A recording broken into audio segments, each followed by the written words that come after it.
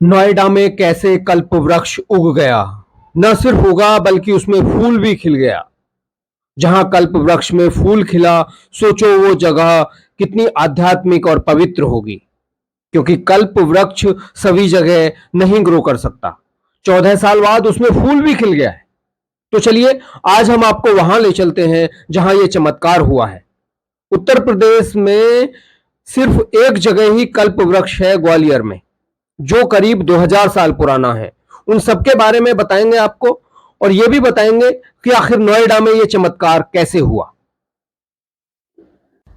दोस्तों नमस्कार, मैं हूं राजेश राणा और आज हम आए हुए हैं ग्रेटर नोएडा के अल्फा 2 में 607 H607।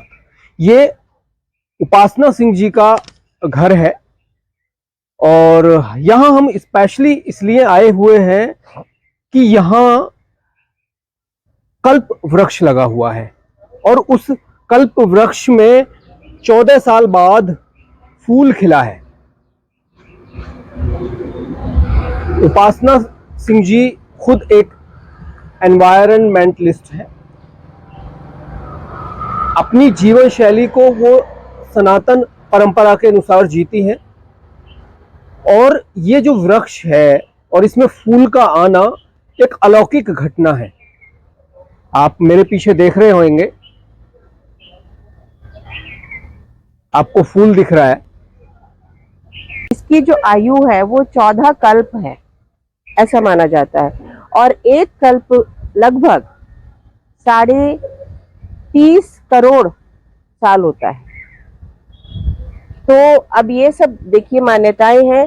और उसके अलावा अगर हम इसकी वानस्पतिक महत्व के ऊपर जाएं, वैज्ञानिक उस पर जाएं, तो इसकी सारी जो चीजें हैं, फल, फूल, जड़, पत्ते, यहाँ तक कि तना, सब बहुत ज़्यादा उपयोगी है। और इसके तने को पानी संग्रह करने के लिए भी इस्तेमाल किया जाता है जब ये मोटा हो जाता है, और ये हजारों साल तक रहता है ये जो पेड़ है। और ये माना जाता है कि इसके नीचे अगर आप कोई भी अपनी इच्छा करते हैं तो वो इच्छा अवश्य पूरी होती है। ऋषि मुनि इसके नीचे बैठ के तपस्या करते थे जिससे कि जल्दी उनको ईश्वर के दर्शन हो।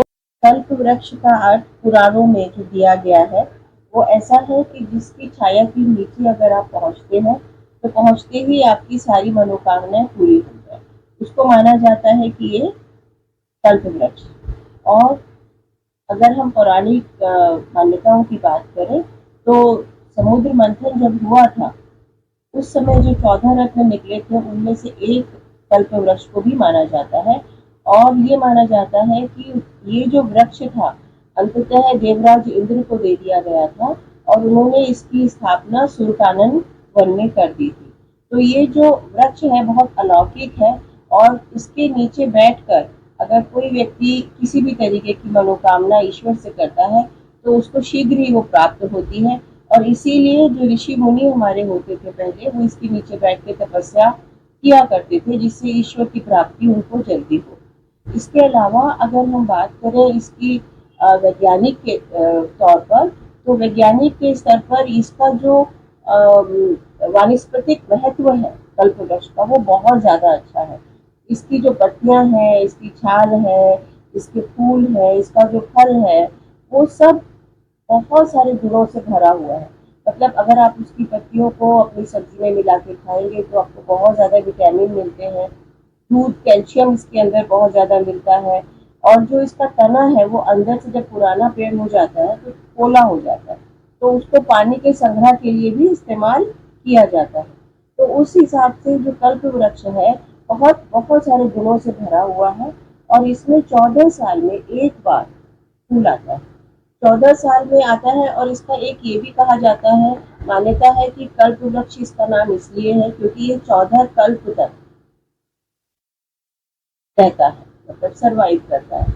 और एक कल्प हमारे हिंदू मान्यताओं में 30-30.5 करोड़ से ज्यादा वर्षों का होता है। तो आप समझ सकते हैं कितना दीर्घजीवी ये पेड़ है।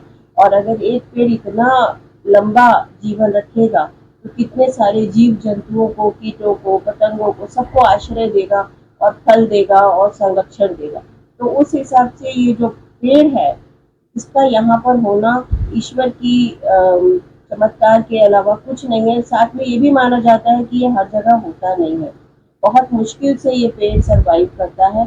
और हमारे यहाँ पर ही पिछले वर्ष भी पल्लवित और पुष्पित हुआ, इसको एक फूल पिछले वर्ष निकला था और इस वर्ष 3 फूल इसको निकले हैं। तो मैं ये मानती हूँ शायद हमारी जो यहाँ पे पूजा अर्चना होती है, जैसा आप देख रहे हैं हमारा ये मंदिर है और हम लोग वर्षों से यहाँ पर अध्यात्म का जो है प्रचार प्रसार करते हैं, पूजा करते हैं। शायद इस वजह से ईश्वर की हमें कृपा हुई है। सावन के महीने में हमें पिछली बार भी इसमें फूल का दर्शन हुआ और इस बार उन्होंने अपनी कृपा और ज्यादा की और 3 फूल हमारे यहाँ खिले। तो ये सीधे सीधे ईश्वरीय कृपा है, इसमें कहीं भी कुछ भी प्रकृति या कोई खाद या कोई बाहरी फर्टिलाइजर कोई चीज काम नहीं करती है। बिना ईश्वर के चमत्कार के ये चीजें, ये घटनाएं नहीं होती हैं। मैं बहुत अनुग्रहित हूँ और मैं चाहती हूँ कि जो जो भी इनको आके यहाँ पे देखना चाहे वो सब यहाँ पर आमंत्रित हो, क्योंकि अभी एक फूल खिलना बाकी है और 2-3 दिन में वो खिल जाएगा।